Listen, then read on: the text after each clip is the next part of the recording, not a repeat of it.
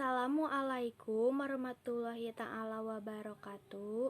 Perkenalkan, nama saya Nabila Nurfalah, kelas 10 OTKP 4. Saya akan menceritakan salah satu cerita rakyat yang berjudul Sang Kuryang. Di sebuah hutan yang lebat, hiduplah seorang ibu bernama Dayang Sumbi dan anaknya bernama Sang Kuryang. Mereka hidup bersama seekor anjing kesayangan bernama Tumang. Suatu hari, Dayang Sumbi ingin sekali makan hati menjangan. Maka, ia meminta Sang Kuryang untuk mencarikannya ke dalam hutan. Sang Kuryang pun pergi bersama Tumang. Sayangnya, di hutan sedang tidak ada menjangan. Yang ada malah babi hutan, yang sebenarnya adalah perwujudan seorang dewa yang sedang dikutuk. Tumang yang tahu pun menghalangi Sang Kuryang yang hendak memanah babi hutan itu. Tiba-tiba, ketika Sang Kuryang sedang mengarahkan panahnya ke arah babi hutan, panah itu melesat tepat mengenai jantung anjingnya itu. Tumang pun mati. Daripada tidak mendapatkan pesanan ibunya, Sang Kuryang pun mengambil hati Tumang, lalu dibawanya pulang. Di rumah, hati Tumang ia berikan kepada ibunya. Tentu saja ia berbohong bahwa hati itu adalah hati menjangan. Dayang Sumbi yang semula tidak curiga, mendadak merasa aneh karena tidak melihat Tumang bersama Sang Kuryang. "Di manakah si Tumang yang tadi pergi ke hutan bersamamu?" tanya Dayang Sumbi.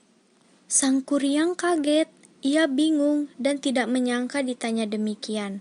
Tapi ia tidak dapat berbohong, jawabnya. "Maaf ibu, yang dimakan ibu tadi adalah hati Tumang. Saya tidak sengaja membunuhnya." Seketika murkalah Dayang Sumbi. Ia memukul anaknya itu dengan menggunakan centong, sampai meninggalkan bekas luka di kepalanya. Sembari marah, ketahuanlah siapa Tumang itu sebenarnya. "Tumang itu ayahmu, Sang Kuryang. Kenapa kamu tega membunuhnya?" Akibat perbuatannya itu, Sang Kuryang pun pergi meninggalkan rumahnya. Ia berkelana keliling dunia mencari ilmu dan bertumbuh menjadi laki-laki dewasa. Ia juga mengganti namanya menjadi Jaka. Bertahun-tahun kemudian, mampirlah ia ke hutan masa kecilnya. Ia ingin mampir untuk meminta minum kepada pemilik salah satu pondok yang ada di sana. "Nyai, bolehkah saya meminta minum? Saya pengelana yang baru tiba dari pengembaraan yang jauh," pinta Sang Kuryang kepada seorang perempuan pemilik pondok. Dayang Sumbi yang masih awet muda menerima tamunya dengan sukacita. "Silakan masuk Kisanan.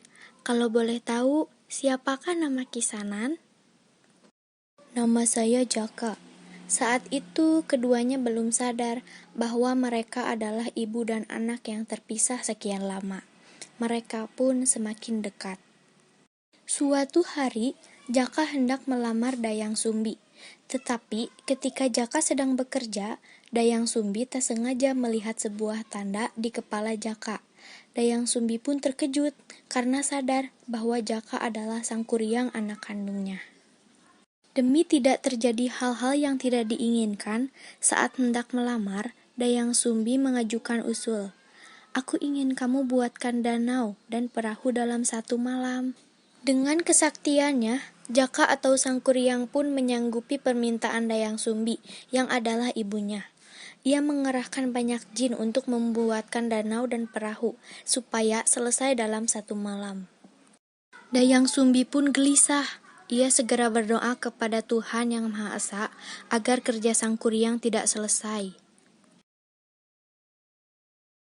Tuhan pun mendengar doanya. Bunyi ayam jantan berkokok. Terdengar pertanda pagi sudah datang. Para jin yang membantu Sang Kuryang mengira itu sudah pagi dan mereka pun segera pergi ke alamnya. Tinggal Sang Kuryang yang marah karena gagal. Ia pun menendang perahu yang hampir jadi. Perahu itu jatuh menelengkup di suatu tempat dan membentuk sebuah gunung. Kini orang-orang menyebutnya sebagai Gunung Tangkuban Perahu.